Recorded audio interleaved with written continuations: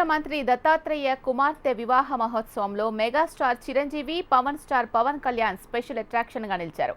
Mega ప్రదర్శన చూసేందుకు అక్కడున్న వారంతా ఆసక్తి చూపించారు. పవన్ తో సెల్ఫీలు దిగేందుకు యువతతో పాటు పెద్దవాళ్లు కూడా పోటీ పడ్డారు. మరోవైపు తనకు ఎదురుపడ్డ తెలంగాణ హోంమంత్రి నాయిని నరసింహారెడ్డిని పవన్ ఆప్యాయంగా పలకరించారు.